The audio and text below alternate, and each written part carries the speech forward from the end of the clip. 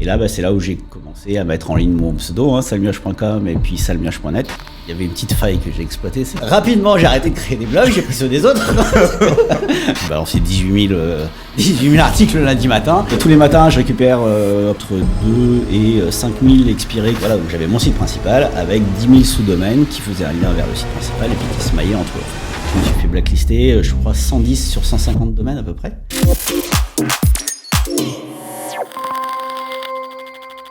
Salut Nico. Salut. C'est un honneur de t'avoir ici, le grand Nico, le grand Salmioche.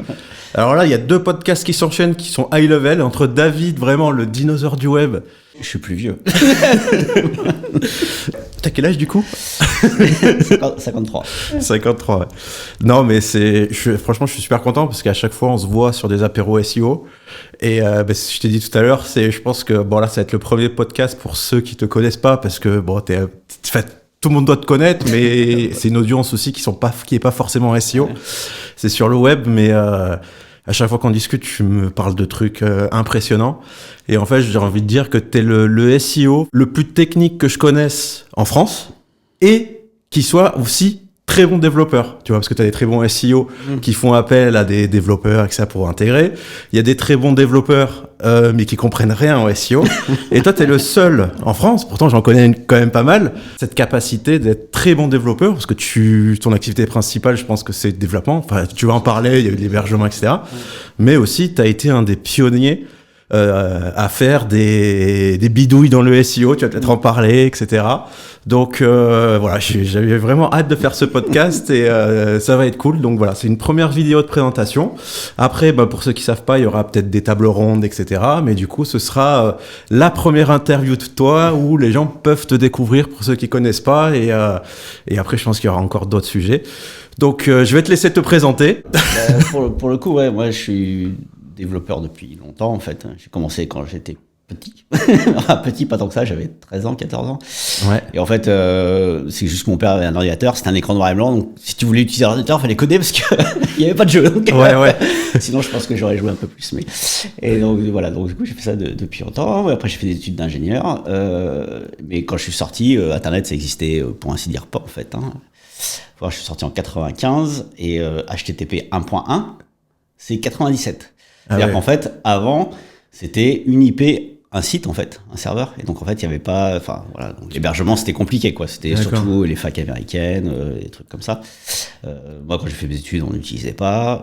J'ai un copain vaguement qui téléchargeait sur FTP des jeux, mais voilà, c'était inexistant. Et donc j'ai commencé une carrière d'ingé très standard comme développeur. D'accord. Plutôt développeur embarqué. Donc en fait, finalement, c'est les appareils qui font Internet, mais au cœur du réseau, quoi.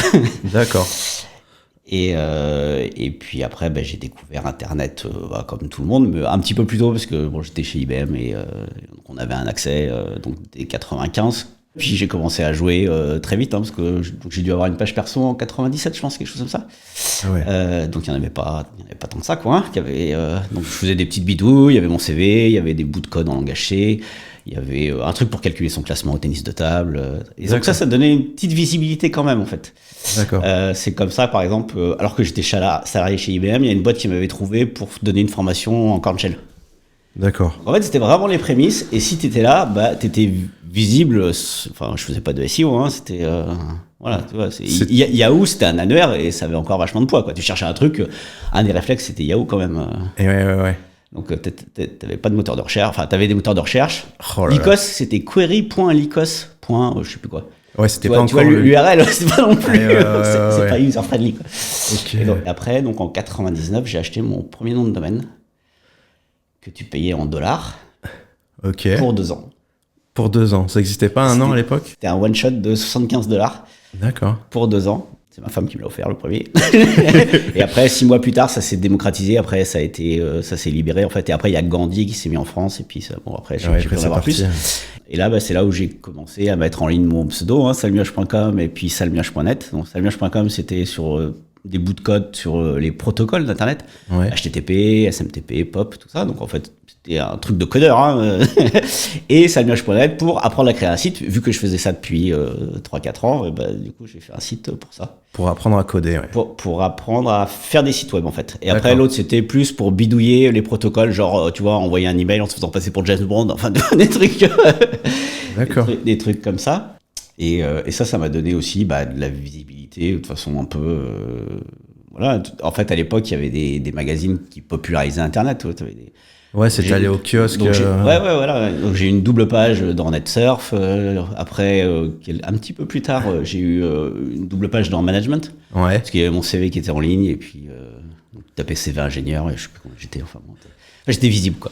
Et là, je sais qu'au début d'Internet, c'est peut-être là où tu m'as dit que tu as créé un site sur comment apprendre à créer des sites Internet.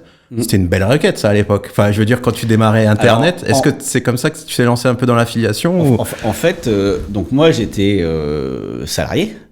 J'avais pas du tout imaginé gagner de l'argent avec des sites web, quoi. Et donc, à l'époque, c'est Francité qui m'avait contacté en me disant est-ce que vous voulez mettre notre bannière pub. Donc c'était une genre de régie publicitaire qui faisait de la bannière et donc en fait ouais, j'ai fait mes premières factures en francs. D'accord, ouais. Mais ça m'est arrivé dessus en fait par hasard, c'est-à-dire que je l'avais pas imaginé, quoi. Ouais, c'était un peu tiens, on va gagner des sous avec un site web. J'avais toujours mon job à côté, quoi. Et puis après, Et c'est comme ça que tu es rentré un peu dans le SEO, que tu as commencé à vouloir optimiser les sites et tout, c'est venu après? C'est encore après, en fait. C'est après, donc en 2003, en fait, la carrière d'ingénieur en France, compliquée. Ouais. Enfin, c'est quand tu veux rester technique, en fait. Ça. Et donc, j'ai créé ma boîte fin 2003. Mm-hmm. Et j'ai commencé à faire des sites pour des petites TPE du coin, quoi. Et donc c'était plus en mode développeur. Et puis bon, à l'époque c'était beaucoup plus simple de faire des sites, pas forcément de trouver les clients. Donc j'ai fait 2004 tranquillou et tout. Et après j'ai vraiment découvert le SEO en 2005 en fait. D'accord. Et là, donc on s'est retrouvé à être dans une équipe en fait avec d'autres SEO pour Sorcier Glouton. C'était vraiment mon premier gros truc, quoi. Et c'est là où j'ai pu commencer vraiment à mixer technique pour le SEO, puisque finalement je connaissais pas le SEO, donc en fait c'est trouver des idées techniques à partir de ça. C'est comme ça que j'avais fait 10 000 sous-domaines juste avec ma configuration Apache en fait. D'accord. Donc, en fait tout était balancé sur une page avec des liens vers des sous-domaines et puis tout ça se maillait de façon complètement n'importe comment, en mettant du contenu emprunté sur Bing. D'accord. Donc du coup je me suis retrouvé à ranker sur Déménageurs Nantes et tout, donc des trucs dégueulasses. D'accord. Ça avait rien à voir avec le Sorcier Glouton. Alors pour remettre dans le contexte, Sorcier Glouton, c'est un concours SEO un petit peu légendaire parce qu'il y a des grandes personnalités c'est le deuxième plus gros, qui ont participé, notamment je sais que Xafun, il m'en avait parlé souvent, etc. C'est là où voilà. Et pour montrer un petit peu, à l'époque pour faire des tests de référencement sur des sites, on faisait des concours SEO où c'était un mot-clé qui ne voulait rien dire. Donc là pour ce concours c'était Sorcier Glouton. Et l'idée c'est que chacun avec ses compétences et ses techniques c'est le maximum pour faire monter le site le plus haut possible, quoi. Voilà. Ouais, donc en fait, en SEO, tu fais ton site web Sorcier Glouton optimisé, alors tu fais ce que tu peux, quoi. Et en fait, après, il faut faire des liens. Donc, moi, les liens, je connaissais pas grand monde, je connaissais pas trop le SEO, on me dit, il faut faire des liens. Donc je vais dire, j'en fais 1000, et puis c'est pas assez, hop, j'en fais 10 000. Et donc en fait, après, il faut mettre du contenu, donc tu cherches des trucs. Après, scraper les moteurs, c'était beaucoup plus simple, donc tu pouvais faire vraiment ce que tu voulais, quoi. Et donc voilà, donc j'avais mon site principal avec 10 000 sous-domaines qui faisaient un lien vers le site principal et puis qui se maillaient entre eux, en fait. Donc voilà. Mais sur le top 5, après je me suis fait bannir assez vite, c'était sur Bing, sur Facebook. Mais en 3 semaines, je pense, 4 semaines, j'ai plus le timing exact, mais j'avais j'avais la moitié des résultats en page 2, 3, 4, 5, enfin c'était un truc de c'était la bonne époque. Le temps que les autres, en fait, commencent à se mailler entre eux, tout ça, enfin, le temps que tout le monde aille lentement, moi je suis arrivé en mode bourrin, dégueulasse. Voilà, et donc du coup, ça m'a donné une petite visibilité, en fait, dans la communauté, et puis après, j'ai fait des rencontres, on a échangé, enfin bon, des trucs sympas. Ouais. Il y avait une conf aussi qui t'a rendu populaire, ce que tu avais fait avec Marie. Je sais que beaucoup m'en parlent et je sais qu'il y a beaucoup de SEO maintenant aussi considérés comme un peu des dinosaures, mais qui avaient regardé cette vidéo. Je sais pas si on peut la retrouver encore. Si je la retrouve, je la mettrai en description. Ouais, mais c'était une vidéo que tu avais fait avec Marie, que j'avais vue à l'époque et c'était allé un petit peu abstrait à un moment, mais c'était une des vidéos, je pense, à l'époque, qui était déjà assez technique, bien qu'elle soit destinée à un public assez généraliste. Il y avait pas des grands trucs, mais ça avait motivé pas mal de personnes, je me souviens. Ouais, en fait, il y avait eu une première conf SEO par quelqu'un qui était plutôt débutant en SEO, en fait, sur ce pool de conf, en fait. Ouais. Et puis, il avait invité Marie à faire un truc SEO avancé. Et puis, elle m'avait invité à faire avec elle. Donc on n'a pas exactement les mêmes stratégies et techniques, donc du coup ça me permettait d'avoir un peu de voix un peu différente sur quelque chose de vraiment très white avec ce qu'elle faisait, et puis quelque chose de parfois un peu plus borderline sur ce que je pouvais mettre en pratique. Et ouais, je pense c'est un peu la première où on parlait un peu Black Hat en France, quoi. Ouais. Même si je considère pas que je fais pas vraiment du Black Hat. Pour moi, c'est juste après c'est juste pousser avec le dev les techniques propres. Ouais. Pour moi, c'est plus un truc comme ça. On avait des softs, Xrummer, des trucs comme ça qui étaient vraiment black en fait. Maintenant, ça s'appelle Ninja Linking maintenant. Ouais. Donc en fait, le machin qui était 20 ans, c'était hyper crade, et puis maintenant c'est non, mais on fait des trucs artisanal pour spammer les forums, et c'est du Ninja Linking. Ouais, ok. Bon, profil. C'est toujours. On dit que le SEO c'est un cercle, quoi. Ça revient et ça part, ça revient, ça part, ça revient, mais c'est des techniques que tu as connues en deux. Non, mais c'est la même chose. Après, c'est la monétisation qui peut changer, ou des choses comme ça. Et encore, on voit encore plein de vidéos sur comment gagner de l'argent avec de la file. Mais après, aujourd'hui, t'es quand même. Tu disais que t'es pas Black Hat. Bon, ok, t'es pas Black Hat, mais c'est quand même. Enfin, aujourd'hui, tout ton réseau de sites est quand même impressionnant. Tout est toujours cloqué. T'as une façon de travailler qui est quand même hors du commun. T'as connu des bannissements. T'as lancé des projets que tu m'avais raconté où en 24 heures, il y a tout quitté. J'étais pas tout seul, on était 5. C'était quoi ça du coup? Parce que c'est toujours intéressant d'expliquer les positifs, mais expliquer aussi les négatifs. Alors, parce que les gens, des fois, ils en parlent pas. Là, l'origine, c'était un peu Black Hat quand même. Mais en fait, il y a un soft qui s'appelait Link Farm Evolution. Ouais. Le principe, c'était de créer des blogs gratuits sur des plateformes de blogs, en fait, comme WordPress.org, où tu peux avoir ton sous-domaine, en fait. Overblog. Donc, en fait, en 2009, 2010, je pense, il y avait plein de sites comme ça qui se montaient, et puis tu pouvais créer ton blog.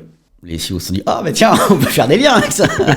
Donc, je pense que c'est des Russes qui avaient fait le soft. Ouais. Et donc, il y avait le soft qui s'appelait Link Farm Evolution, qui permettait de créer des blogs sur les plateformes gratuites et de publier automatiquement avec un système de spin. Spin, c'était à l'époque ce qui remplaçait un peu l'IA. Ça permettait de faire avec un seul corpus de texte avec des variations. Par exemple, bonjour, il fait beau. On faisait des variations de bonjour, hello, salut, etc. Et à chaque génération de comment on appelle ça, un master spin, ça générait en fait des variations uniques du texte. Après, il y avait des algos qui permettaient de sortir des versions de texte les plus différentes possibles, et ça permettait d'éviter le filtre de Google sur le contenu dupliqué, donc le duplicate content. Google avait sorti même à l'époque un algo qui s'appelait Panda, qui permettait de filtrer le contenu dupliqué. Et les techniques de spin, c'est encore des choses qui sont utilisées par les plus gros sites d'annuaires, etc., où dedans, à l'intérieur, on peut avoir des variations de plusieurs synonymes, et également en intégrant des variables sur des villes, des départements, etc. Mais voilà, c'est une technique qui permet de générer comme ça X milliers de possibilités de texte avec différentes variations. Et à l'époque, maintenant Google considère un petit peu comme du near duplicate, et maintenant tout est fait à l'IA et c'est beaucoup plus qualitatif. Mais à l'époque, on n'avait pas le budget pour rédiger des articles, puisqu'en France, 500 mots, ça coûtait 20 €. À Madagascar, on va peut-être en parler tout à l'heure, ça coûtait 5 €. Mais c'était un budget si on voulait faire des milliers de pages. Et du coup, on utilisait le spin. Le spin. Donc voilà, LFE permettait de créer les comptes. Alors après, il y avait une petite faille que j'ai exploitée, c'est qu'en fait, pour créer des comptes, il fallait des adresses email. Ouais. Et en fait, ils mettaient en commun les adresses email pour tous ceux qui avaient payé la licence, en fait. Donc en fait, la boîte mail Donc dans le code, il suffisait que tu regardes où est-ce qu'il se connectait et tu pouvais lire les emails de tout le monde. Ah oui, d'accord. Ça veut dire qu'en ayant le logiciel, tu pouvais avoir tous les clients de logiciel. L'accès à tous les blogs que les gens avaient créés. Alors, en fait, tout le Black Hat, tu l'as... En fait, rapidement, j'ai arrêté de créer des blogs, j'ai pris ceux des autres. J'ai pris ça, j'ai changé le mot de passe, comme ça c'était le mien. Mais donc, non. en fait, voilà, rapidement, j'ai eu 80 000 blogs. Mais non. Donc voilà. Ah, mais c'est un coup de génie, ça. C'est énorme. Donc après, problème suivant, créer du contenu. Et t'avais le login et le mot de passe de chaque site que chaque utilisateur avait créé? Du coup, tu pouvais te connecter? Pas tous, mais au fur et à mesure qu'il y en a qui créent, je les avais, ouais. Au fur et à mesure, après, pas forcément au début. Après, je sais pas comment ils purgeaient la boîte, mais en tout cas, tu te connectais toutes les 5 minutes, tu récupérais les emails, et puis... Excellent. Et puis voilà, t'avais le truc, quoi. Chacun son Black Hat. Attends, mais c'est un logiciel à la base. C'était un logiciel Windows? Non, c'était une interface web? Non, alors je sais, c'était une interface. Je crois que c'était un truc Windows, mais après les comptes email, il fallait bien que. Ouais, il fallait bien que quand tu t'inscris, en fait, tu t'inscris avec une adresse email. Ouais. Après, tu reçois un email de validation, tu dois cliquer, machin. Enfin, ça te donne ton URL. Éventuellement l'URL de login si c'est pas le truc standard. Enfin bon, oui, t'avais. T'as un process, quoi. D'accord. Et le process, tu t'es pas obligé de le commencer au début. Tu peux le commencer au milieu, du coup. D'accord. Et donc voilà, donc j'avais refait une moulinette pour récupérer les emails. Incroyable. Donc voilà, voilà. Et puis comme de toute façon, les gens ils font les bourrins, mais ils cherchent même pas à faire un petit peu de qualité, quoi. Donc ils voyaient rien. Ok. Et puis les plateformes, il y en a qui arrivaient, qui disparaissaient. Enfin bon, c'était un truc un peu. Mais bon, à l'arrivée, en quelques mois, j'ai eu 80 000 blogs, quoi. Et donc après arrive le moment de, il faut publier des trucs quand même. Ouais. Et donc là, du coup, je générais un master spin en fait. Ouais. En fait, j'allais dans Bing parce que c'était super facile à scraper. Tu pouvais prendre un RSS. Ouais. Et t'avais les résultats en fait. Donc t'avais même pas besoin d'aller chercher le HTML, ils te le donnaient gratos. D'accord. Donc en fait, je prenais les requêtes sur lesquelles je voulais me positionner. C'est-à-dire que t'avais pas besoin de scraper les sites. Non, c'était t'avais directement le XML livré. T'avais le XML livré sur ta requête comme ça, quoi. Donc, d'accord, ok. Même pas besoin de scraper les sites, les machins. C'est le faisait pour toi en fait. Là, c'était, t'avais le Bing te donnait son résultat. HTML. Non, son XML. Donc formaté propre. Ah ouais. Le format RSS qui sert pour les blogs normalement, c'est pour donner. Avec en fait, il te livrait tout la SERP en RSS. Donc c'était magique. Donc en fait, quand je voulais me positionner sur une requête, donc j'allais sur Bing pour voir qui était positionné. Hein. C'est la même chose que font tous les trucs de génération de texte. Peut-être que t'en connais un, non? Ouais, merci. Hein. D'ailleurs, t'es de bon client, tu fais des retours et c'est un honneur d'avoir quelqu'un qui est aussi calé, qui pourrait tout automatiser, etc. et qui est un très gros utilisateur de Text Bulker et à chaque fois une petite fonctionnalité. Tiens, ce serait bien que tu rajoutes un petit bouton ici. Donc voilà, minute pub, Text Bulker, outil de génération de texte IA spécialisé SEO. Qui fait même gagner du temps à Salmioche, donc c'est du level. Donc tu pouvais tout récupérer, donc tu récupères ta SERP pour savoir un peu de quoi ça doit parler. Donc après, j'allais sur les sites, je récupérais toutes les phrases dans les pages, que les phrases qui me paraissaient suffisantes, donc au moins 7 mots, tu vois. Enfin, voilà, tu récupères une espèce de bouillie infâme. Et puis après, avec tout ça, en fait, je faisais un spin en utilisant Morphaloo, qui est la base du Cairns, avec les synonymes, en fait. Ouais. Pardon, non. Morphaloo, c'est ce qui te permet de remonter à la racine. Et après, j'utilisais le thésaurus de Word pour les synonymes. D'accord. Donc en fait, par exemple, tu dis il mange, donc M-A-N-G-E-N-T. Ouais. Ça te permet de retomber à manger. Après, tu vas dans le thésaurus, un synonyme, et puis donc t'en prends 3 ou 4. Tu retournes dans l'autre sens. Quand t'es remonté de mange à manger, ça t'a dit troisième personne du pluriel présent. Ouais. Donc après, je prenais le synonyme, je reconjuguais troisième personne du pluriel présent, et comme ça, en fait, j'avais des synonymes, mais je gardais la conjugaison, singulier pluriel, tout ça, en fait. Ah ouais. Donc ça me faisait un spin... de bonne qualité, quoi. Ouais, je dirais pas ça, parce qu'en fait, tu t'éloignes très vite du sens, en fait, quand t'es là, parce qu'en fait, tu sais pas... Enfin, voilà, mange, c'est... mais de bonne qualité pour le moteur de recherche, qui ne comprend rien. Voilà, ça, c'était très bien. Après, il y avait quelques trucs qui étaient compliqués à passer, comme... le verbe être à la troisième personne du singulier, là c'est EST, et à chaque fois il me collait West en fait, donc j'avais des problèmes. Donc après tu avais un petit peu de finition, mais globalement voilà, j'avais un spin machin, donc après tu fais tes paragraphes, tu mettais H machin, et donc voilà, et je balançais tout ça dans LFE. Et après, donc comme ça, j'ai fini par avoir presque 1,4 million d'articles publiés en fait, et qui m'avaient rien coûté en fait. Voilà. Et indexé, parce qu'à l'époque c'était pas un problème. Qui s'indexait bien. Et donc moi je balançais 30 articles par page que je voulais positionner, par encre. Et donc c'était pas mal parce que j'avais un client, il y avait 600 requêtes, donc je balançais 18 000 articles le lundi matin, et puis après, voilà, on a fait le travail du mois, quoi. C'était cool. Ça, c'était cool pour le linking. Ouais, et puis ça se positionnait très vite. C'était une histoire de quelques jours, quoi. Un client qui était à Nice, là, et donc au moment où je commence à faire ça pour sa boutique, et puis donc rendez-vous du mois d'après, je vais le voir, et je lui dis, bah voilà, les résultats, il fait, ah, t'as hacké Google. Voilà, bon, après, forcément, il y a un moment où ça devait... Mais bon, voilà, donc c'était vraiment le truc crado, machin. Et la limitation, c'est qu'on avait... on était tributaire des plateformes de blog. Ouais.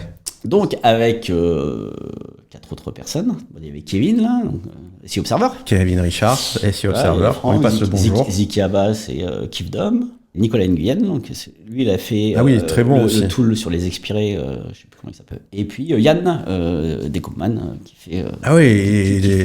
il était là aussi. Voilà, donc on avait fait un truc pour se dire, on va prendre 100 noms de domaine chacun.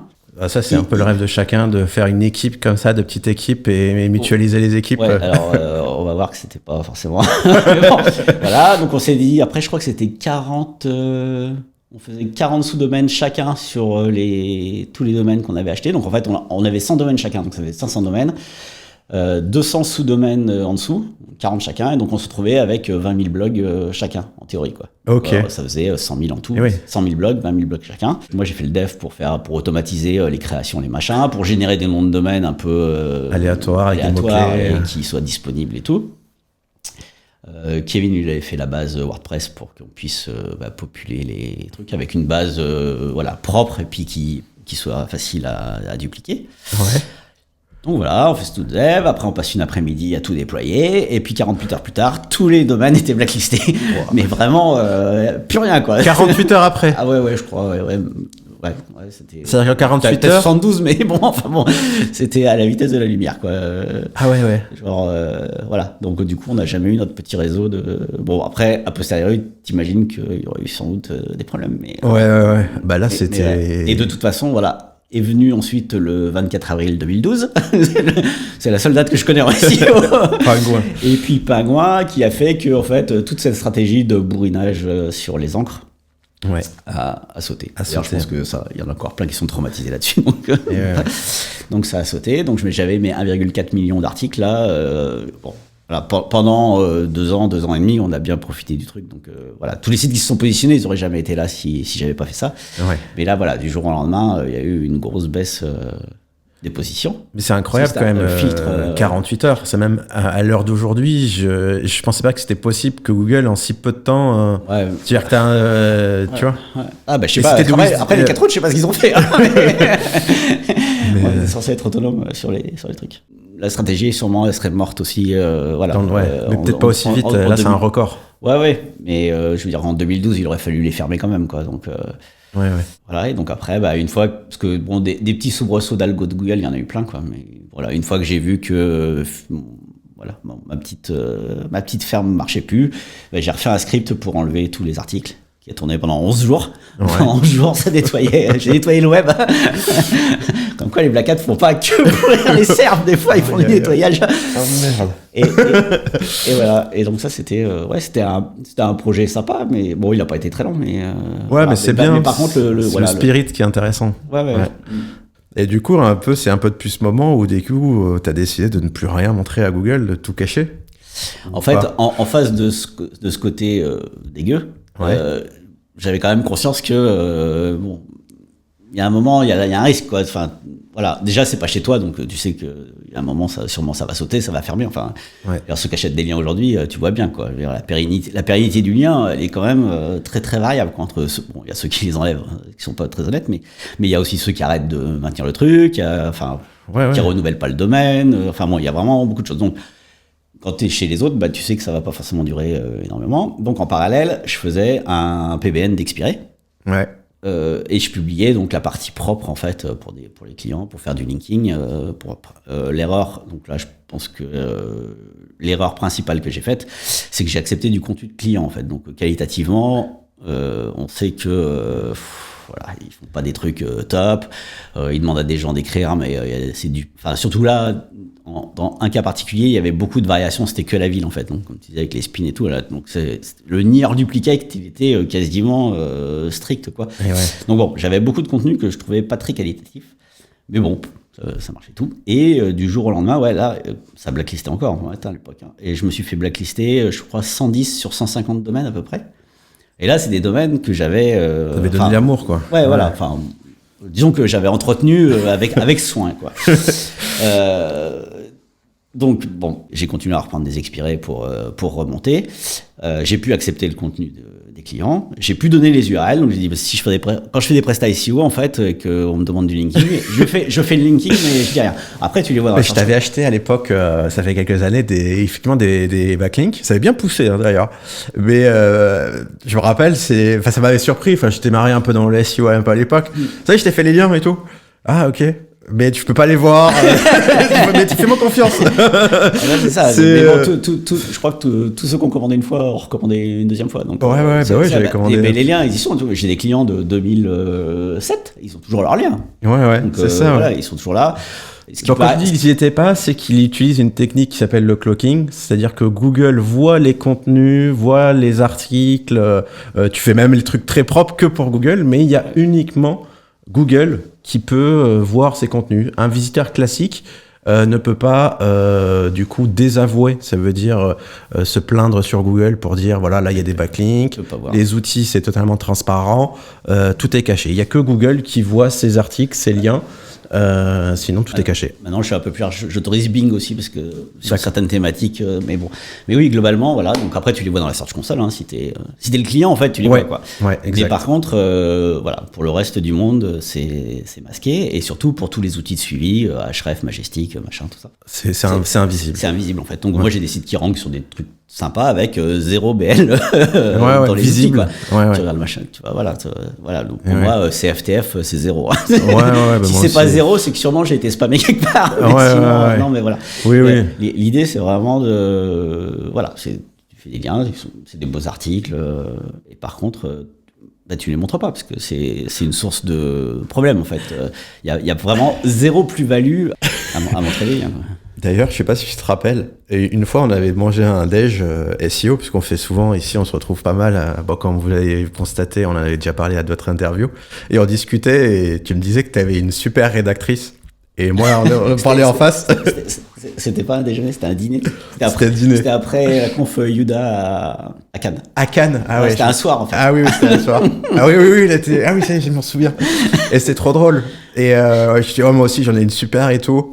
Et toi, tu me dis, mais en plus, elle travaille 100% pour moi, etc. Je fais, mais comment elle s'appelle et tout. Et je sais pas, dans la façon dont tu m'as décrivé, sa façon de travailler me faisait penser que c'était machin. Et là, je dis, je sais pas, moi, elle s'appelle Lucette. Et là, c'était énorme. C'est que, moi, pareil, Lucette, c'est encore, c'est encore des factures de 3-4 000 euros par mois. Bon, là, moins maintenant avec l'IA, mais à l'époque, oui, c'était même 5 000. Et elle avait une équipe de plusieurs centaines de rédacteurs. Et elle me garantissait qu'elle travaillait que pour moi. Et toi, avant que tu me dises ça, et tu me disais, non, mais c'est impossible que ce soit la même parce que moi, elle travaille que pour moi. Et du coup, là, en live, on était sur Skype. Salut, est-ce que tu connais Oui, mais il y a que vous deux, hein. Il y a que vous deux. Je te garantis qu'il y a que vous deux. Et là, c'était énorme. Le monde est petit. Ouais. Et va savoir combien d'autres clients elle avait. Mais finalement, pour 6 mois déjà, je lui filais autant plus toi. C'était aussi un truc pas mal et récurrent. Ouais, c'était quand même quelque chose. Mais en tout cas, c'est une rédactrice qui faisait de la très bonne qualité. Ouais. Elle était sérieuse. Ouais, et c'est marrant de voir que cette qualité-là, qui était une belle qualité pour de l'offshare, était visible que par Google, quoi. Ouais. Voilà. Donc, en fait, c'était les deux changements majeurs, en fait. Ça a été de dire, maintenant, voilà, tout le contenu, il passe par moi. Donc, moi, j'ai développé une plateforme, justement, pour les rédacteurs. Ouais. J'en avais d'autres. Et au niveau de la rédaction, il y avait plein de checks par rapport aux mots-clés ciblés, par rapport aux répétitions, à la richesse du texte, enfin bon, à tout un process de validation qualitative qui permettait au moins quand ils postaient. Ces validations, il y en a une partie qui viennent de l'étude spam qu'avaient fait les Perronnet. Ouais. Donc en fait, j'avais pris l'étude. Alors passe les bonjours, les frères Perronnet. En fait, dans l'étude, il y avait des trucs comme le taux de compression du texte. Ouais. Il doit être au-delà d'un certain niveau, enfin, il doit être en dessous d'un certain niveau, sinon si ça se compresse trop, en fait, c'est qu'il y a trop de taux de répétition. D'accord, le taux de compression, du coup, c'est un algo qui est fait sur du texte. En gros, je faisais un zip du texte, ouais. Et si le ratio entre la taille originale et la taille du résultat était trop élevé, dans ce cas-là, je disais, non, mais c'est pas, le texte n'est pas assez riche, en fait. Et c'est quelque chose qui marchait, ça? Ah bah oui. Mais ça marche, c'est énorme parce que ça peut marcher toujours même pour l'IA. Parce que des fois. Mais tes textes, ils passent pas trop. Ah ouais? Ouais. Mais bon, ça marche bien. Non, mais ça pourrait être un truc à ajouter en option pour rajouter justement des mots-clés rares finalement, parce qu'il y a que les mots-clés rares et qui se répètent pas, qui permettent d'augmenter la taille du fichier. Et peut-être que Google fonctionne aussi comme ça pour juger de la qualité d'un texte. Alors, enfin, je sais pas, on peut imaginer. Je sais pas encore, c'est juste que voilà, dans leurs critères spam, il y avait plein de choses. Et donc j'ai pris tous ceux qui me paraissaient pertinents par rapport à mon besoin. Et je les ai tous mis en fait. Donc dès qu'il y avait un texte qui était soumis, ça faisait tous les checks. Et donc comme ça, j'avais j'avais une sécurité supplémentaire sur la qualité en fait. Et dire, voilà, pour augmenter les chances que ça s'indexe, que ce soit bien pris en compte, et que le lien soit de qualité, en fait. Et du coup, tu as développé ça à l'intérieur de la plateforme où Lucet allait remplir ses textes. Ouais. Et du coup, si ça allait pas, c'était ton logiciel qui disait non, rajoute des mots-clés. Ouais. Et du coup, elle était là. Bah, en fait, au moment où elle soumettait l'article, il y avait toutes les cases, hein, enfin, comme tout. Et donc voilà, tu t'envoies, puis ça faisait les checks. Et puis ça disait, y a ça qui va pas, il y a ça qui va pas. Par exemple, phrase trop longue, phrase trop courte, je sais pas moi, le H2 trop court, parce qu'en fait, voilà, je voulais des choses, quelque chose d'un peu riche, quoi. Donc voilà. Après, il y avait des biais sur certaines thématiques un peu médicales, en fait, où il y a des parties de l'algo, en fait, qui étaient un peu trop strictes, où ça marche pas. Des mots, trop de mots trop longs, par exemple. D'accord, ouais. En fait, tout le monde a un biais quand il rédige, parce qu'à force, si tu demandes 30 articles sur code réduction, forcément, il y a un moment ça tourne en rond. Ouais. Voilà. Donc, ça permettait d'avoir ça. Et puis, j'avais aussi une validation. Donc, comme je pouvais demander 30 articles sur les codes réduc, donc je comparais toutes les phrases de tous les articles entre elles pour vérifier qu'il n'y avait pas de duplicate. Ah ouais. Donc, comme ça, en fait, tu pouvais pas réutiliser une phrase d'un article à l'autre, en fait. Ce qui est volontaire ou pas, hein, parce que, enfin, je veux dire, il y a un moment, tu dois pondre 15 000 mots sur les codes réduc, forcément, il y a un moment, c'est pas facile. Mais bon, voilà, donc j'ai mis ça pour justement garantir la qualité, avant d'aller dans mon réseau d'expirés qui coûte quand même assez cher à acheter, à entretenir, tout ça. Ça, c'est des choses qui, t'as vu même évoluer le marché de l'expiré. Comment tu les choisis? Tu peux donner quelques astuces, des trucs? Déjà, le marché, il a beaucoup changé. C'est que maintenant, il y a beaucoup d'acteurs. Alors qu'à l'époque, je les avais Regfi. Donc, Regfi, c'est prix registrar. Ouais. Directement avec l'API de Dynadot le soir, quoi. Donc, je pouvais en récupérer genre 10. Il n'y avait pas de snap, en fait. Personne snappait de façon industrielle, en tout cas. Ouais.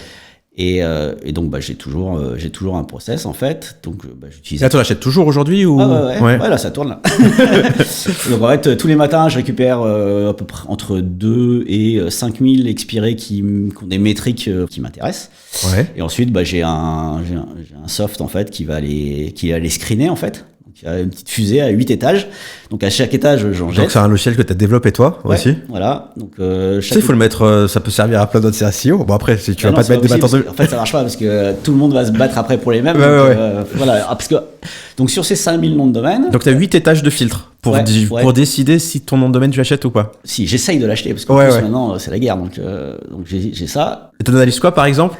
Est-ce qu'il y a des trucs que tu analyses et que personne n'en parle, tu vois, ou des... Ouais, mais ça. Non, mais dans les trucs classiques, par exemple, moi, je vérifie qu'il est encore indexé. Ouais, ok. Ça, c'est le critère de base. Tout le monde n'est pas forcément d'accord avec ça, mais voilà. Pour moi, un des critères, c'est. Si je peux dire un truc, par exemple, je vérifie tous les BL qui sont suffisamment intéressants. Et donc, je vérifie qu'ils sont toujours là. Ouais, qui sont indexés. Voilà, mais tu vois. Et s'ils se positionnent sur des mots-clés. Non, ça je regarde pas en fait, parce que comme après moi la façon dont je leur travaille, ça me dérange pas trop. Mais voilà, je vérifie qu'en fait il y a encore des liens qui existent. Et après j'ai des critères genre si je vérifie qu'il y en a pas trop sur la page d'accueil en fait. D'accord. Parce qu'en fait si t'as des BL qui sont sur les pages d'accueil des autres, il y a plus de chances qu'il y ait une maintenance. Il se dit ah mais non mais c'est pas avec lui que j'ai fait le lien. Que tu le Alors perds. que si c'est au fin fond d'un blog machin, voilà. Ouais. Et après il y a des thématiques que j'affectionne particulièrement où il y a souvent des choses intéressantes. Bon, les groupes de rock par exemple amateurs en fait. D'accord. En fait, souvent ils ont leur petit site, ils sont sur des sites de festivals, Ouais, de bars, et ça a de la machin, patate. de Ouais, trucs, ouais. enfin voilà plein de trucs. Il y a des trucs comme ça qui ont des trucs intéressants. Donc voilà, tous les jours je filtre. Le matin je regarde je fais une dernière passe manuelle en fait. Ouais. Je garde et après pour essayer d'avoir le soir ce qui reste. D'accord. Voilà, et puis petit à petit ça je le vends aussi. Enfin voilà, j'ai des clients Qui te commandent des noms de domaine, tout ce Qui- travail de qui me recherche, commandent le de nom domaine avec raffinage, l'hébergement, tu le fais machin, quoi. tout ça. Et ça leur permet d'avoir un PBN perso pérenne quoi. Et par rapport à de l'achat de liens, c'est plutôt intéressant, surtout si tu as plusieurs sites en fait. Oui, oui, oui. Moi ce que je dis c'est voilà, tous ceux qui ont leur site principal et puis quelques sites secondaires, eh ben voilà, tu payes le nom de domaine, mais tu peux linker tout ce beau monde. Oui, oui, c'est sûr, T'es autonome après. Ah ouais, et en plus, ouais. voilà, là aussi, j'ai une plateforme, donc ils ont leur accès, ils peuvent gérer leur nom de domaine s'ils veulent. Moi, je mets en ligne, il y a le nom de domaine, il y a l'article, il y a le setup, il est fait. Après, s'ils veulent rajouter des articles avec des liens, bah, ils vont sur TextBulker et puis. L'outil dont on parle, c'est TextBulker. C'est le logiciel de rédaction IA spécialisé pour ranker en SEO. L'utilisation est vraiment ultra simple, vraiment adaptée à tous. D'ailleurs, une nouvelle mise à jour vient de sortir cette semaine. La qualité des textes a encore grimpé. Car le vrai point fort de l'outil, c'est qu'il utilise des algorithmes puissants capables de faire comme ça du scrapping et d'enrichir vos données. Le résultat, c'est que vous avez des textes de qualité professionnelle en intégrant des mots-clés sémantiques, des vraies caractéristiques produits, des données structurées avec du balisage JSON-LD, schema.org, des actualités, des listings d'entreprises, des comparatifs. Donc, n'hésitez pas à essayer ou réessayer cette nouvelle immersion. Merci à tous et on retourne à la vidéo. Ils prennent l'article pour le deuxième site et puis ils peuvent linker. Ils peuvent linker, ils peuvent et pousser. puis, voilà. Et après, voilà, t'as ton pool pour faire ton SEO en autonomie. Hein. Ouais, c'est ça. Et puis de manière, aujourd'hui, c'est le truc le plus rentable. Il faut, il y a un petit peu un savoir-faire technique, les expirer, le montage de sites, Ça, je le fais. tu fais tout ça, mais c'est ce qui donne les meilleurs résultats et qui est le plus pérenne, effectivement. T'en as quelques-uns, je pense. Ah oui, non, mais c'est sûr. Puis après, il y a tout un axe monétisation, vente de backlinks, etc. Mais oui. J'en vois un petit peu, mais c'est pas. Comme je donne pas les URL, c'est compliqué à vendre. Ouais, c'est ça. Ouais, mais après, c'est ce que tu m'avais dit. Et après, effectivement, tu regardes la Search Console, ça remonte bien. Donc, à partir du moment où ça remonte sur la Search Console, c'est que déjà, Google les considère bien, etc. Ils ont de la patate, ils sont indexés, ils les ont reconnus. Et tu parlais d'hébergement. Je sais qu'à un moment, tu étais hébergeur. Enfin, c'était une de tes plus grandes prestats. Quand j'ai commencé, rapidement, je suis passé sur dédié, donc 2004, quoi. Ouais. Parce que, c'est le côté dev, hein, et puis vouloir gérer toute la stack technique. Et donc sur YouTube, forcément, tu peux pas faire 10 000 sous-domaines, hein. C'est compliqué. Le hébergeur va pas être donc j'ai commencé à avoir mon serveur juste pour moi. Je crois que j'ai hébergé 2-3 potes, des trucs. Puis à un moment, il y a quelqu'un qui cherchait. Et donc, dans la communauté SEO, quelqu'un qui a dit « Ah bah tiens, va voir Nicolas, il sait faire ». Ouais. C'était un petit peu optimiste, mais bon, il n'y avait pas trop d'enjeux. Enfin, en 2005, ça allait, quoi. Donc, j'ai commencé à avoir un client en hébergement. Et puis après, une fois que j'étais vraiment à l'aise, en fait, formé un peu sur le tas avec ces 2 serveurs, j'ai commencé à avoir pas mal de SEO qui faisaient de la feed et AdSense, en fait. Et donc, petit à petit, comme ça a grossi. Les technos, à l'époque, c'était pas comme aujourd'hui. Là, tu tapais pas mal de crash mémoire ou des choses comme ça. Donc, en fait, ça a grossi. Je suis arrivé à un niveau où c'était un peu compliqué. J'avais à peu près 50 serveurs quand même à gérer. Et il y avait beaucoup d'incidents en fait, mais qui n'étaient pas dus à moi, juste parce que un petit pic de trafic sur un site. Hein, voilà. Parfois c'était un peu compliqué. Donc j'ai stagné un peu comme ça. Et puis après, les systèmes de virtualisation sont apparus avec beaucoup moins de crash et beaucoup plus de trucs. Et donc je suis monté à 140. 140 serveurs à gérer. Il y avait les miens dedans, mais donc donc ça a pris un peu d'ampleur. Donc astreinte 24/7, 360 chaque jour par an. Ouais. Donc bon, au bout d'un moment, ça devenait voilà. Ouais, J'ai vendu fin 2020 là. D'accord, ok, ouais, c'est assez récent. Et donc maintenant, en fait, Karim qui a repris, donc il gère les serveurs, mais il gère aussi des serveurs de clients pour lesquels je gère les sites. Et D'accord. donc, en fait, j'utilise ces services indirectement. D'accord. Voilà, ce matin, il m'a ouvert un ticket là, à 6h40. Parce que voilà, ça va d'un client, un petit problème sur son WordPress. Donc, il va falloir, quand WordPress, c'est pas un grand amour pour moi là. 50 000 plugins et puis. Les plugins, c'est gratuit, c'est très bien, mais la maintenance est quand même un peu. Ouais, ça fait ramer, etc. Oui, mais pour ça, t'étais client en 2013. Oui, j'étais client. Et puis, je sais que t'es le seul hébergeur que j'ai testé où quand j'avais un souci sur un site, tu de toi-même, ah tiens, il y a un petit truc à optimiser. Je crois que c'était au niveau du code. Je sais, mais à quel moment un hébergeur, il va te contacter en disant, regarde là, il y avait, je sais plus que, tu sais, c'était pour 2 tribus. C'était à l'époque quand je sortais de l'école, etc. Ouais, parce qu'en fait, un petit projet en 2012 d'annuaire. Et après, juste après, tu faisais ton truc. Là. Ouais, mon dev, il avait machin, mais enfin, t'avais dessus de vue, ah tiens, il y a une fuite mémoire, un truc comme ça. Enfin, je sais plus ce que c'était, mais. J'en ai eu beaucoup, parce que, en fait, dans l'hébergement mutualisé, ce que tu vois, souvent, les gens, ils se plaignent parce que c'est lent, parce que ça, mais souvent, le problème, c'est le site, quoi. Et en mutualisé, t'es obligé de mettre des barrières vraiment, vraiment très strictes.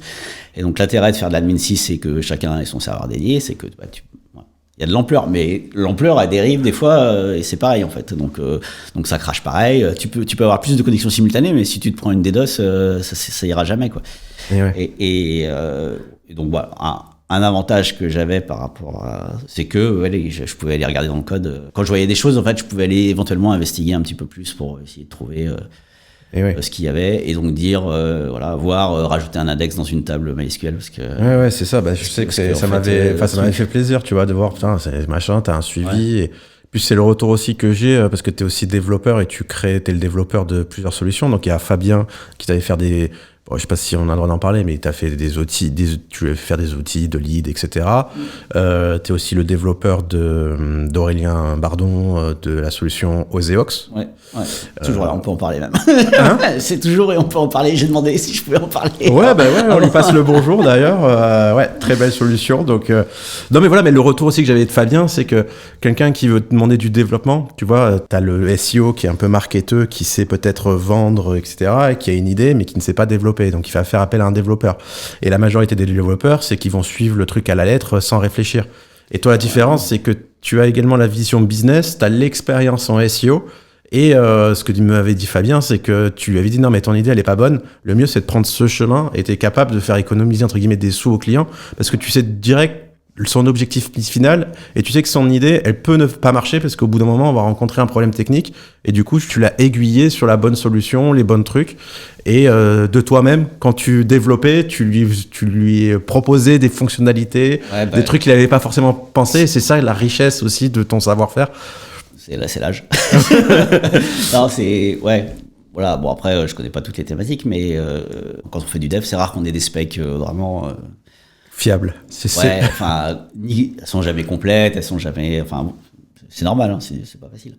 C'est pas facile à écrire, et donc par rapport au coûtant, voilà. Donc l'avantage, c'est que moi, je m'approprie aussi un peu le projet, donc j'essaie de voir aussi comment je vais l'utiliser, pas juste comment on m'a demandé de le faire. Parfois, il y a des bonnes idées. Parfois, on n'est pas d'accord avec le client. À la fin, je fais ce qu'il me demande, mais mais bon. C'est un peu le métier, quoi, tu vois. C'est comme un médecin, quoi. Au bout de 20 ans, tu peux espérer qu'il y a des réflexes sur des trucs qui... Voilà, donc je pense que en 40 ans, j'ai acquis quelques réflexes. Enfin, faut espérer. Et c'est l'avantage de pouvoir avoir continué dans le dev et puis pas avoir besoin d'être devenu ingénieur email PowerPoint, quoi. Ouais, c'est ça. Et puis c'est un métier où tu as pu également t'épanouir parce que tu as touché un peu à tout, au serveur, pour faire Oseox. Alors, je sais pas si tu veux en parler plus en détail, mais il y a plein de mini-outils qui demandent des connaissances techniques différentes que tu as peut-être pu apprendre ou peut-être mis en place. Et je trouve que c'est super cool de travailler sur des outils comme ça, un petit peu différents et pas toujours sur le même sujet, quoi. C'est... La première fois qu'Aurélien m'a demandé donc, la première brique de ce qui est Oseox aujourd'hui, je lui ai dit mais ça sert à rien. Bon, je l'ai fait quand même. Maintenant, ça sert. C'était la première brique, c'était sitemap en fait. Donc le tool il paraît débile, mais finalement, non. En fait, comme souvent, ma vision des sites, c'était pas forcément la même que la sienne. Et lui, il a des grands comptes avec des problématiques qui sont très différentes de ce que j'avais pu rencontrer. Et même quand j'ai des gros sites, comme des sites e-commerce, souvent, c'est moi qui fais le dev. Donc, normalement, il n'y a pas de bug sur cette partie-là. Ouais. Mais voilà, la première brique, c'était aussi pour me tester un peu. Il voulait voir si j'étais capable de sortir l'outil. Ok. Avec les contraintes qu'il m'avait mises. Et donc le premier outil, c'était pour tester les sitemaps. Donc une fois par jour, ça va regarder ça va récupérer les sitemaps que tu as donnés, ça va vérifier que toutes les URL dedans répondent en 200. Ouais. Ça paraît pas fou. Sauf que voilà, il me dit il faut pouvoir tester 1 million d'URL par jour. Ouais, donc déjà, c'est pareil. Là, ça c'était le truc sympa. Donc là, j'avais 1 million en 8 minutes. Donc là, après, il m'a dit bon, c'est bon. Et puis après, voilà, on a continué. Donc après, il y a l'outil de monitoring. Celui-là, par contre, c'est pareil. Tu dis, bah non, ça sert à rien. En fait, non, mais même, ça sert à tout le monde tout le temps. En fait, ça va vérifier toutes les optis SEO d'une page. Donc en fait, toutes les heures, tu vérifies que t'as pas craché ton site. Ouais, c'est ça. Donc, que la page est toujours en index, qu'elle n'est pas passée en no-index, que la titre n'a pas été modifiée sans que le consultant... le title, c'est le truc tellement classique, en fait. Et globalement, j'ai peu d'alertes sur mes sites. Je les mets pour... Et puis des fois, je fais « Oh purée, ah bah ça marche !» Et voilà, donc tu changes un petit truc et tout, et puis t'as oublié que tu l'as mis, mais voilà, tu l'as. Et quand t'es avec des clients, c'est juste magique en fait. Parce que des clients qui changent une page que t'as optimisée, ça arrive tout le temps. Ça arrive tout le temps. Ouais. Et là, dans l'heure, et donc des fois, c'est dans les 3 minutes, quoi. Tu fais hop. Ouais. Donc, non, ça bon, voilà. Le client, il n'est même pas déconnecté du site que tu as déjà un coup de téléphone. Non, qu'est-ce que tu fais là? Non, donc voilà, c'est vraiment une suite. Et petit à petit, il y a eu d'autres aussi. Il y a un crawler, en fait, qui te dit tout ce qui ne va pas sur ton site. Alors, c'est pas des trucs forcément très avancés, mais déjà, une fois que tu fais ça. Oui, tu as déjà fait une grande partie du SEO in site, voilà, de vérification. Il y a un concurrent de TextBulker, mais voilà, qui est un peu différent. Il y a toute la partie vérifiée. Donc c'est branché à SEMrush, donc c'est toute la partie mots-clés, positionnement. Il y a la partie BL, il y a la partie tout. Enfin, moi, je fais toutes mes prestats SEO, elles sont à 99% maintenant. Je sors plus de l'outil, quoi. Ouais, il y a tout qui est intégré. C'est l'outil, la boîte à outils, couteau suisse, qui fait un petit peu tout, quoi. C'est un bon outil SEO pour ceux qui comprennent un peu comment ça marche, qui veulent faire quelque chose de propre en fait, et qui aussi prennent le temps de comprendre comment ça marche le web, quoi. Ouais. Parce que des fois voilà, non, en plus le web, on a de la chance pour comprendre comment faire propre, quoi. Tu prends les RFC de HTTP, tu comprends le protocole, il est pas non plus c'est pas horrible. Tu prends HTML pour voir voilà, t'as l'explication de chaque balise, le format qu'elle doit avoir. C'est l'avantage d'avoir fait ses études avant Internet, hein, c'est que moi j'ai appris dans les livres. Ouais, t'as appris dans les livres. Hein. Bon, maintenant il y a l'IA, mais oui, mais voilà, mais voilà. Pour moi, tu fais du web, tu prends le temps de comprendre comment HTTP marche et comment le HTML a été conçu au départ. Toutes les questions que les gens ils se posent sur le header. Ouais. C'est marqué. Ouais, c'est marqué. Et puis ça existe depuis avant les années 90, hein, donc ça fait plus de 35 ans et globalement, pas grand-chose qui a changé, quoi. Il y a Google qui a instauré 2-3 balises en plus, mais... Et toi, en tant que développeur comme ça avancé et technique, l'IA, du coup, ça t'a changé des choses? Ça t'a... Alors, parce qu'il y en a qui sont un peu réticents, qui ont peur que ça touche à des anciens... Parce que c'est d'anciens codes que tu maintenant. Est-ce que tu as fait le pas d'intégrer l'IA dans ton code? Est-ce que tu t'en sers? Qu'est-ce que ça a changé pour toi, en fait? Je l'intègre pas sur des gros projets. Pour l'instant, je l'ai pas intégré sur un truc comme Ozeox, là, où il y a 17 applications et tout ça. Je l'ai pas intégré. Ouais. Parce que on gère des gros volumes de données, et donc toute la partie base de données, je trouve que c'est pas ouf. Je veux être quand même encore assez chirurgical et optimisé au niveau des perfs et du temps et de la modélisation, tout ça. Donc là, je l'ai pas intégré. Par contre, pour d'autres CMS, j'ai un CMS maison que j'ai fait. En gros, je mets le cadre qui correspond à mon framework. J'ai développé. Alors, c'est pas un truc de ouf, mais j'ai mon framework PHP perso. Ouais. C'est pas Laravel, tout ça, j'utilise pas en fait. Ouais. Donc, j'ai ma structure de fichiers et tout ça. Donc, je mets en place en fait le cadre. Et après, je vais développer les fonctionnalités avec. Donc, il y a un an, c'était par petits bouts en fait. Maintenant, je commence à balancer la partie plan agent. Là, je lui dis fais-moi plein de choses. Globalement, si tu lui as donné ton cadre, il respecte ton framework. Ouais. Pas trop mal. Les accès SQL, c'est déplorable. Des fois, je vois les requêtes avec des likes et tout.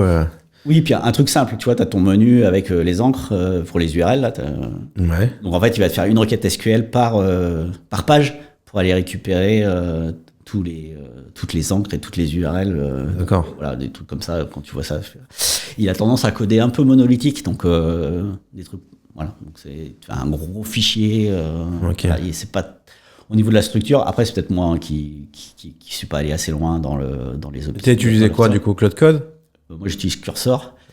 Globalement, beaucoup avec le mode auto. Ouais. Et quand il n'y arrive pas, c'est parce que je sais pas décrire comment moi je le ferais, en fait. C'est-à-dire que si je sais décrire vraiment voilà, exactement ce qu'il faut faire, il a rien à présumer, en fait. Voilà. Si je sais comment il faut faire, je lui décris vraiment tout ce que je ferais et je gagne plein de temps parce qu'en 3 minutes, il m'a fait mes 400 lignes de code et globalement, j'ai quelques petites modifs à faire. Et après, pour les trucs vraiment compliqués, tu peux choisir dans Cursor. Et là où je décris mal, c'est quand il y a beaucoup d'interactions JavaScript avec parce que c'est assez compliqué, je trouve. Ok. Il faut aller au-delà. Quand c'est du PHP, je lui dis ce qu'il doit coder. Quand c'est du JavaScript, souvent, c'est plus le comportement de l'utilisateur, est-ce que ça doit produire.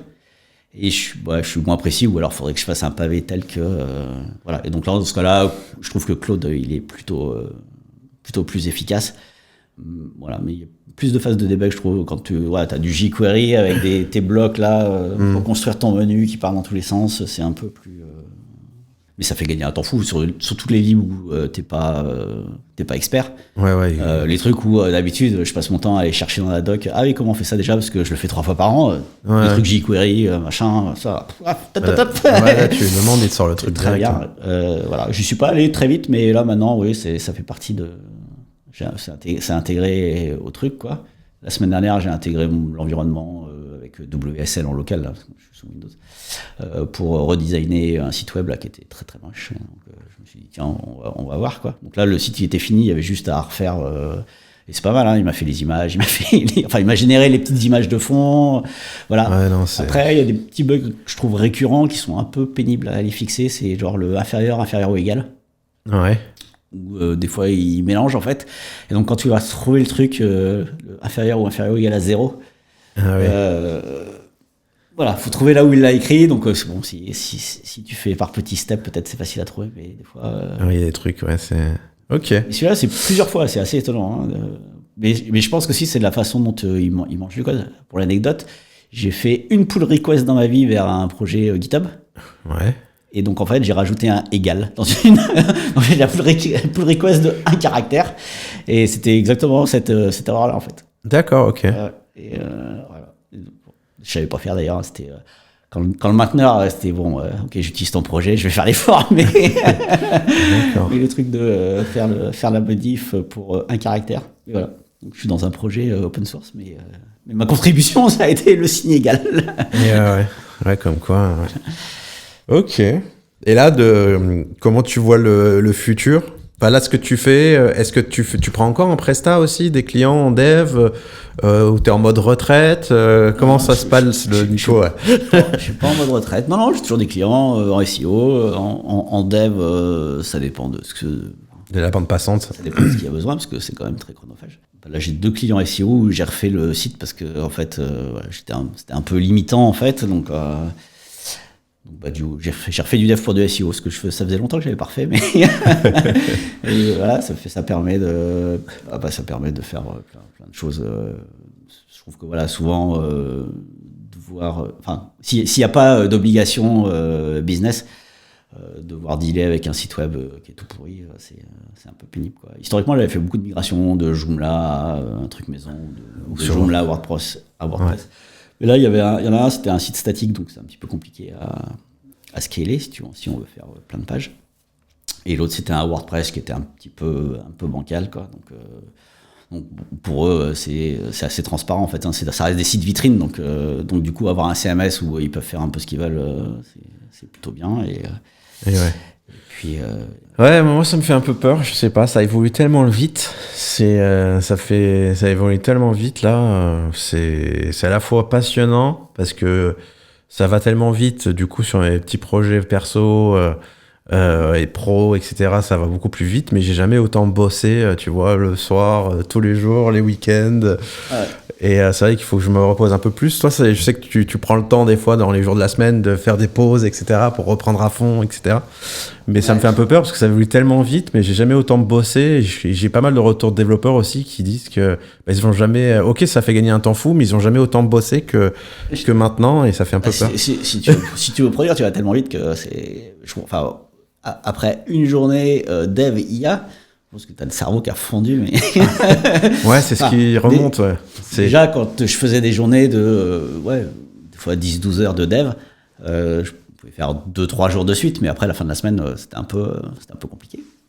Enfin, fallait faire autre chose, quoi. Donc, ce qui est bien avec nous, c'est que voilà, on fait du dev, on fait du SEO. Le SEO, c'est un peu différent, quoi. Tu peux aller dans ton jardin et puis réfléchir un peu à la stratégie, regarder des trucs. Non, mais voilà, tu peux le faire un petit peu différemment. Enfin, c'est pas le dev, si t'es pas devant l'écran, c'est compliqué, quoi. Enfin, bon, maintenant, il y en a, tu peux lancer des prompts peut-être, mais il y a un moment quand même, faut regarder ce qui est sorti.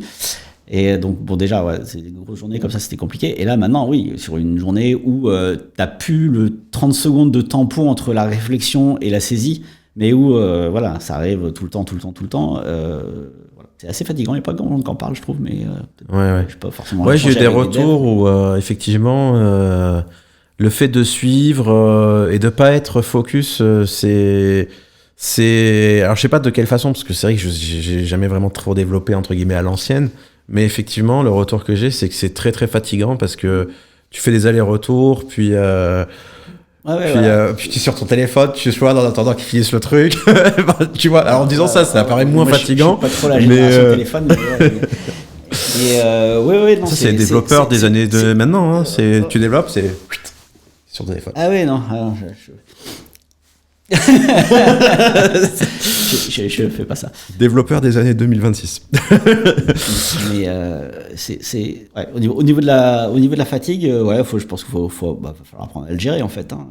Il n'y a pas de raison de pas pouvoir le faire, quoi. Et quand même, je trouve que voilà, ça te permet de faire des projets où aussi t'es pas expert, et à partir du moment où tu sais coder. Bon voilà, petit à petit, t'appréhendes des nouveaux langages assez vite en fait et assez facilement, donc ça permet de faire des choses différentes. La semaine dernière, j'ai fait un plugin, j'ai fait un plugin Chrome. Ouais. Voilà, j'en avais jamais fait. Il y a un petit peu de règles et tout. Voilà, from scratch depuis Cursor.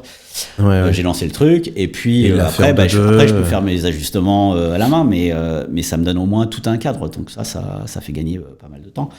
Après, en entreprise, il y a j'ai vu une interview là du développeur de VLC là. Donc, il disait un dev en entreprise, voilà, il va faire 50% de son temps c'est du dev et 50% de son temps c'est d'autres choses en fait. Et sur ces 50% de dev, il va gagner 30-40%. Donc voilà, bon, globalement, il a gagné en productivité, mais il s'est pas non plus cramé le cerveau tous les jours. Mm-hmm. Non, c'est bien. Après, voilà, pour les développeurs de SaaS, je pense que voilà, il y a peut-être des enjeux un peu différents parce que il y a plein de gens qui peuvent faire ça. Et après voilà, de toute façon, la monétisation, ça reste toujours l'enjeu. Aujourd'hui, même dans les SERP, quand tu regardes la tronche des SERP, tu te dis, ok, comment je monétise là-dedans en fait, parce que même si t'es premier, des fois. Ouais, tous les blocs devant, les pubs, et encore, on n'a pas encore e-overview quoi. J'ai un client donc on est premier. Depuis quelques semaines après avoir pris le dossier. Donc, donc ça fait longtemps. J'étais presque aussi surpris. T'as toujours été premier ? Toujours premier. Et depuis 1 an, on a 34% de trafic en moins.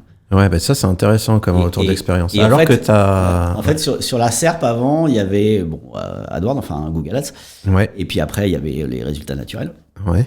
Maintenant, il y a Google Shopping, avec des produits qui sont reliés, mais pas forcément le même en plus. Oui, c'est que c'était pas forcément une SERP shopping à la base. Non. Ouais. Pourtant, c'est du shopping, mais pas forcément. La SERP n'était pas shopping. Donc là, maintenant, tu as les produits shopping. Après, tu as 2 rangs de photos de produits, de machin.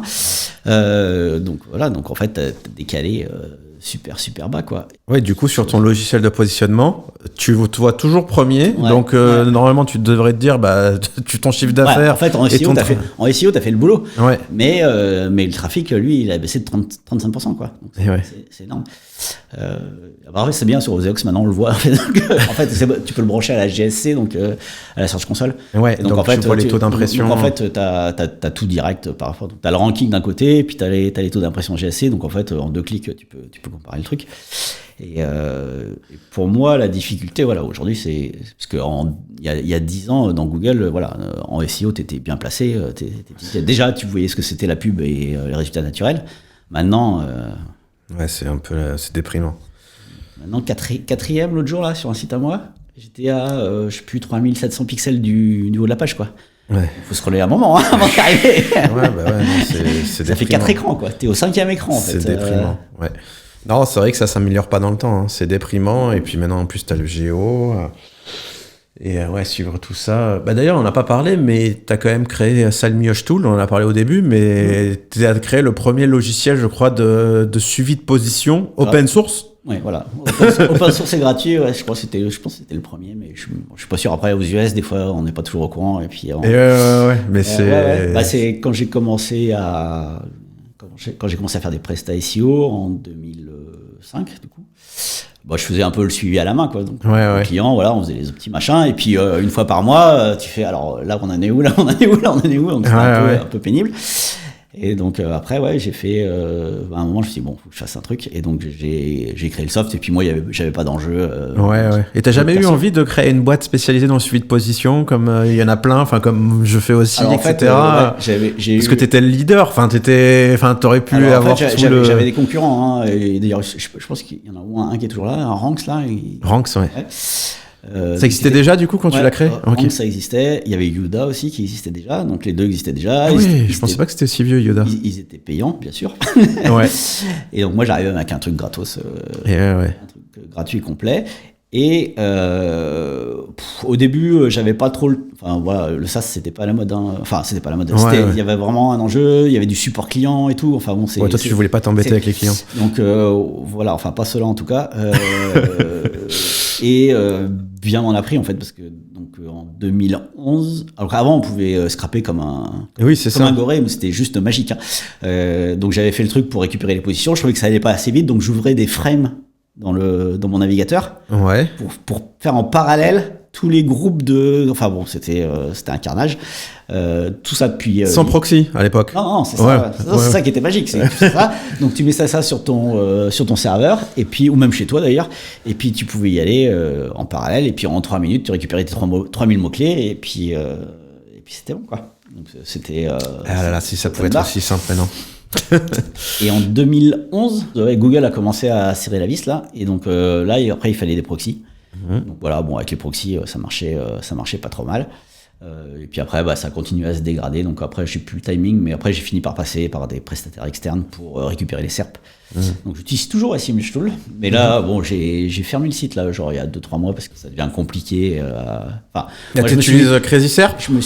Ouais, voilà. Donc en fait j'ai utilisé Value SERP grâce à Laurent là, qui était là il y a pas longtemps, qu'on avait parlé, hein. Laurent Sauvage du coup. Il parlait de ce tool, je sais plus à quelle occasion, et là depuis il y a quelques mois là, les derniers Google continue de serrer la vis, quoi. Cette semaine c'est surtout quand ils ont enlevé le num 100 en fait. Le num 100, bah oui, c'est que forcément quand ils ont enlevé le num 100, j'ai trouvé que les SERP qui rendaient, c'était pas ouf. Et puis il y a un petit acteur français qui est sorti. Crazy SERP, ouais. Voilà. Mais pour être honnête aussi, on a aussi des difficultés, parce que effectivement il y a du gros volume, on a des clients, mais il n'y a pas que toi qui font du volume. Mais Google a pas mal resserré la vis. Carrément, dès que tu faisais plusieurs paginations et qu'il te détectait en tant que scrapper, il te fournissait plein de résultats YouTube. On en a parlé encore la semaine dernière. Ouais. Là, tu regardes sur SEMrush, Ahref. Alors nous, on l'a fixé sur Aloscan assez vite, mais c'est des coûts encore supplémentaires, parce qu'il faut vérifier des patterns dès qu'il y a des YouTube. Alors à ce moment, il faut faire des retry, etc. Mais là, tous ceux qui utilisent de Ahref, SEMrush, tu vois, toutes les SERP, c'est que du YouTube, etc. Donc c'est un peu inquiétant. Donc voilà, on a fait les fixes, mais effectivement c'est en mode dégradé. Donc pour compenser ça, là on est en train de faire une version push-pull, c'est-à-dire avec des tâches. Ça veut dire que parce qu'aujourd'hui c'était du live. Quand il y avait du NUM100, qu'on voulait faire machin, le live était pertinent. Aujourd'hui, on a des retours clients où il faut augmenter le time-out parce qu'effectivement il faut faire les paginations, c'est lent. Donc voilà, tu sais de quoi je parle. Ouais, j'ai pas mal. Mais on va créer effectivement, on va garder le live peut-être pour les pages 1 et ceux qui ont les voilà. Mais sinon pour ceux qui veulent pas s'emmerder, ils créent des tâches et ils récupèrent avec 100% de réussite. Sans avoir à faire des retries, à gérer les retries comme tu fais, etc. Quoi. Pour donc plein de tuyaux comme ça, abonnez-vous, cliquez sur la cloche, likez, parce que ça c'est top en fait. Parce que aujourd'hui, voilà, tous les autres outils en fait, c'est la misère quoi. Donc le mode batch, je pense que c'est très bien parce que ça suffit à plein de. Ouais, c'est ça. Puis c'est surtout qu'on fait du volume. C'est vrai que des fois, ils disent ouais, mais regarde, il y a cet acteur de suivi de position, il a réussi, mais en termes de millions de mots clés, alors déjà c'est pas les mêmes prix. On est un des outils les moins, je crois, le moins cher du marché. Ouais. Mais voilà, il y a aussi du volume et voilà, en train d'améliorer, etc. Mais voilà, c'est effectivement, il y a 30% d'erreurs, je crois, à peu près en ce moment. On va l'améliorer, mais voilà, pour le moment, il faut faire du retry et on va mettre en place les tâches. Et puis encore, ces fake résultats avec des fake SERP et des résultats YouTube, c'est encore un problème et on se tire les cheveux. C'est pas facile. Voilà. Donc c'est pour ça que j'ai jamais fait de SaaS. C'est qu'en fait, l'intuition, on va dire, des fois, on a le nez creux quand même. Enfin, on est fin, je sais pas. Enfin bon, parfois, il y a un truc qu'on sent pas et donc ça, je le sentais pas. Ouais. Après, j'ai géré 140 serveurs, donc c'était pas forcément le truc, le support et l'astreinte. Mais bon, par exemple, là, j'étais en vacances pendant quelques semaines et voilà, il y a eu des modifications et tout. Donc, et là, c'est un dev un peu lourdingue, quoi. Autant sur de l'admin serveur, j'ai fait des maintenances avec mon téléphone partout, quoi. Ouais, là, c'est sûr. Partout, dans un avion, dans un aéroport, au resto, sur un bateau. Enfin, il n'y avait pas vraiment de limitation. Tu prends ton téléphone, tu te connectes en SSH, tu regardes ce qui se passe et puis voilà, tu arrives à corriger les trucs. Là, c'est un dev qui est un petit peu compliqué. Là, en tout cas, tout seul, c'était compliqué. Donc voilà, donc j'y suis jamais allé, mais j'utilise toujours avec une infra un peu. En perso. Perso, voilà. Sur Oseox, on a sorti le truc. Ça manque de couleur par rapport à mais non, mais sinon voilà, sinon il y a moyen. Donc avec voilà, ça utilise CrazySerp depuis. Moi, je l'ai adopté en 24 heures. Donc après, on avait plein de crédits avec Oseox, on avait encore plein de crédits ValueSerp, mais on l'a quand même adopté en une semaine. Ouais. Voilà. Et puis il y a Adrien par email quand j'ai besoin. Donc. Ouais, c'est ça. T'as le support VIP. Donc voilà. Je lui demande pas n'importe quoi. Je lui demande pas pourquoi je me positionne pas. donc c'est l'avantage. Oui, et puis nous, la richesse aussi, c'est d'avoir les échanges avec des vraies personnes qui connaissent le métier et d'avoir cette relation et de voir aussi que les outils qu'on fait, ça sert à des vrais gens et que ça rend servir. C'est ça aussi qui fait plaisir, tu vois. Faire un truc qui sert à rien. Non, mais pour le coup, toi comme Oseox, c'est des suites qui sont pas trop inquiétés par l'IA pour moi pour l'instant, quoi. Comme tu disais, c'est les SaaS, effectivement, il y en a beaucoup, mais Alloscan, c'est l'outil. On n'a jamais eu. Je crois que avant l'IA, 30% des utilisateurs utilisaient l'API. Et là, c'est en train de s'inverser où tout le monde utilise l'API parce qu'il y a la data pour créer leurs outils internes, mais récupérer leurs données, quoi. Nickel. T'avais quelque chose à rajouter ? Non. C'est très très enrichissant et puis moi c'est toujours un plaisir, comme je t'ai dit, à chaque fois qu'on discute, d'avoir ces problématiques techniques et des choses un petit peu avancées. Alors j'espère qu'on n'a pas trop perdu les utilisateurs parce que c'est quand même à la base peut-être une chaîne un peu plus généraliste. Sinon, questions en commentaire et je répondrai à tout le monde. Voilà. Allez, c'est bon. Et puis, de toute façon, on retrouvera Nico dans un autre podcast ou une table ronde avec des sujets. Voilà, les tables rondes, il y aura 4 personnes. Et puis voilà, quoi. Donc, comme Nico a dit, abonnez-vous, laissez un commentaire. Et voilà, si vous avez besoin de backlink, de prestat, de conseils en développement, il est toujours disponible. Merci beaucoup et à bientôt. Merci, Nico.